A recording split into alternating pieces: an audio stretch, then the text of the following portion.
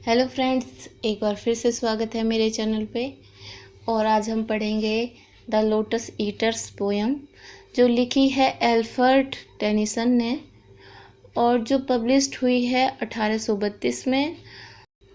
और ये कविता प्रसिद्ध ग्रीक हीरो यूलिसिस और उसके साथियों के विषय में है। वे ट्रॉय की लड़ाई में 10 वर्ष तक लड़े थे और अब वो अपने घर लौट रहे थे।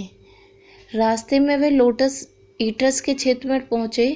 यह एक ऐसा क्षेत्र था जहाँ दोपहर रहती थी, मतलब हमेशा आफ्टरनून लगता था, जैसे आफ्टरनून रहती थी। यहाँ का वातावरण नींद सुस्ती लाने वाला है। हवा में नींद थी। यहाँ का मधुर गीत घास पर गिरने वाली फूल की कलियों की ध्वनि से भी कोमल है। ऐसा लगता है जैसे खामोश पानी पर ओस की बूंदें गिर रही हों। और यहाँ पर नदियाँ रुकती हैं, आगे बढ़ती हैं, फिर रुकती हैं और पश्चिम की ओर सूर्य अस्त होते चला जाता है। ये चित्र हमेशा एक समान, एक जैसे वस्तु जैसा दिखता है। और यहाँ पर जैसे ही वो नाविक, थके हुए नाविक रुक जाते हैं अपनी यात्रा के दौरान, तब वो अपने घर जा रहे होते हैं, तो जो द्वीप समूह के निवासी हैं, काले और पीले चेहरे वाले, वो जो बहुत अधिक तनाव में थे, वो सब घूमने वाले जो नाविक हैं उनके लिए गिफ्ट लेके आते हैं, फूलों, फलों और जादुई टहनियों के रूप में। उन्होंने वहाँ पर जो नाविक होते हैं वो लोटस हनी फ्रूट को खा लेते हैं और उसके बाद उन्हें वहाँ का वातावरण बिल्कुल नींद में, नशा में, आलस्य से भर जाते हैं। और अब उन्हें वो जो अपनी ही दुनिया में खो जाते हैं और अब लहरों के टकराने की ध्वनि उन्हें विलाप की आवाज़ जैसी दूर से आती हुई लगती है और साथी सिपाही की आवाज़ धीमी लगने वाली और एक मृतक की आवाज़ की तरह लोटस ईटर्स ने अपने दिलों के संगीत की तरह बजते हुए महसूस करते हैं। और जो नाविक हैं वो घूमने वाले नाविक तट पर उगते हुए, क्योंकि उन्होंने अब लोटस ईटर्स खा लिए हैं, वो फ्रूट्स खा लिए हैं, तो अब वो नींद से भर गए हैं, आलस्य से भर गए हैं और अब वो ऊँगते हुए तट पर, नदी के तट पर ऊँगते हुए प्रसन्न, मतलब खुशी से लेटे हुए हैं। उन्हें वापस जाने की कोई इच्छा नहीं है, अब वो घर लौटना नहीं चाहते और यहाँ तक कि वो इस बारे में सोचना भी नहीं चाहते। उन्हें महसूस होता है कि अब इस यात्रा से अच्छा यहाँ पर आनंद से लेटना, सपने लेना ज़्यादा बेहतर है कि हम आगे की यात्रा करें। तो वो डिसाइड करते हैं कि हम अब और अधिक नहीं घूमेंगे, हम अब यहीं पर रहेंगे।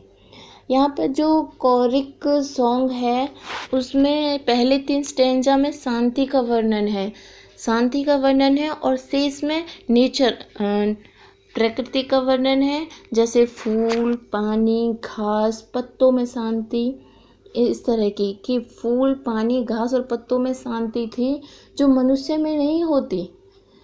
इन स्टैंजाओं का जो बिल्कुल सजीव रूप से उल्लेखनीय है, ये सजीव रूप से वर्णन किया है पोइट ने, पत्तों का, फूलों का, घास का, सब चीज़ का सजीव रूप से वर्णन किया है।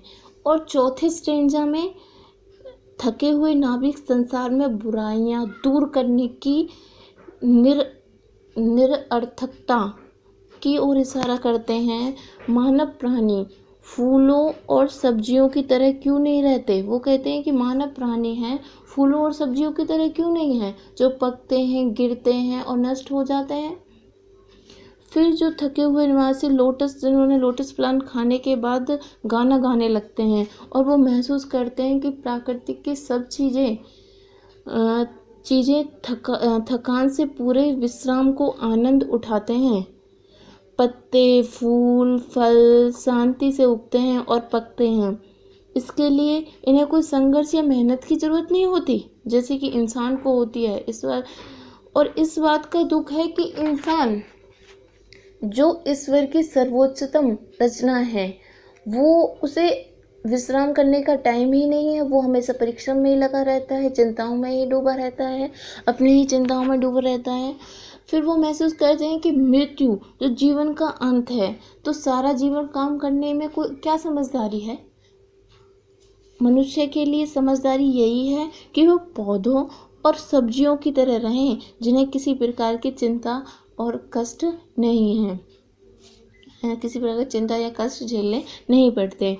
तो नाविक होते हैं, वो सपनों की अवस्था में अपने जीवन को शेष समय लोटस ईटर्स पे बिताना चाहते हैं, चिंताओं से मुक्त रहना चाहते हैं, और वो अपने घर जाने के बारे में नहीं सोचते, वहाँ से जाने से इनकार कर देते हैं, क्योंकि अब वो महसूस करते हैं कि जब वो अपने घर से आए थे, अपनी फैमिली से उन्होंने फेरवेल विदाई ली थी, जब ट्रायल का युद्ध आरंभ हुआ था, तब उस चीज़ को बहुत 10 वर्ष हो चुके हैं, 10 वर्ष से वो लड़ रहे हैं।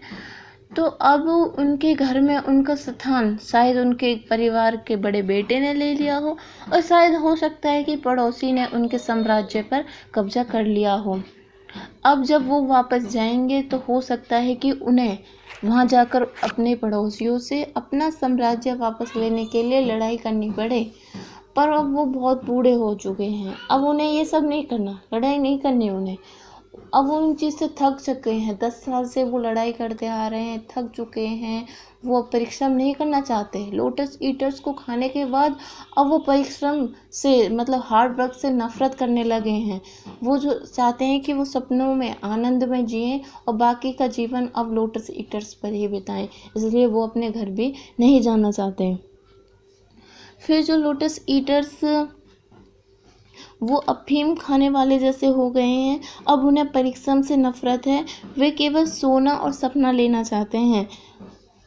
और फिर वो कहते हैं वो भगवान की तरह जीना चाहते हैं, भगवान की तरह रहना चाहते हैं। जो भगवान जो सोने के घरों में रहते हैं, वो आनंद से लेटे हुए हैं, भगवान जो आनंद से लेटे होते हैं अपने सोने के घरों में, और जो लोगों के लिए कष्ट दुख भेजते रहते हैं, और उन्हें कष्ट और दुख लोगों को भेजकर खुशी मिलती है। और जो लोग हैं जो भगवान से प्रेयर करते हैं कि हे भगवान हमारे कष्टों को दूर कर दो, तो उन चीज़ों पर चिल्लाते हैं या फिर रोते हैं कि हे भगवान हमारे कष्टों को दूर कर दो, तो उस पर जो भगवान है उनसे उन कष्टों को दूर न करके उसे आनंद मिलता है, हमारे मतलब मनुष्य के रोने और चिल्लाने से। वो नाविक ऐसा कहते हैं कि भगवान को हमारे रोने और चिल्लाने से आनंद मिलता है। वे अनुभव करते हैं कि समुद्र यात्रा की अपेक्षा सोना कहीं बेहतर है, इसलिए वो अनुभव करते हैं कि समुद्र यात्रा अब नहीं करनी उन्हें अब सोना बेहतर है यहाँ से, उन्हें समुद्र यात्रा से ज़्यादा। तो यहाँ पर ये थी ग्रीक नाविक जो लोटस फल की भूमि पर रुकने का निर्णय लेते हैं, वे उस वर्ग के लोगों का रूप है। कवि उस वर्ग के लोगों का वर्णन करना चाहता है जो अपने चंबुओं पर आराम करके संतुष्ट हैं, और जो लोग यह सोचते हैं कि उन्होंने प्रात्यः श्रम यानी कि अब बहुत ज़्यादा हार्ड वर्क कर लिया है अपनी लाइफ का, अब उन्हें नहीं करना, अब बस इनफ हो गया, अब उन्हें शेष जीवन आराम से व्यतीत करना है, आराम से बिताना है, और आराम से बिताने में पसंद करते हैं। और ये अपने इस बात को ठीक बताने के लिए वो इस तरह उचित सिद्ध करने के लिए ये बात कहते हैं कि मृत्यु जीवन का अंत है। तो जीवन में ये सब परिश्रम किस लिए? शांति से बढ़कर कोई सच्ची खुशी नहीं है। तो थैंक यू दोस्तों, ये थी द लोटस ईटर्स पोयम जो लिखी है अल्फ्रेड टेनिसन ने। Thank you.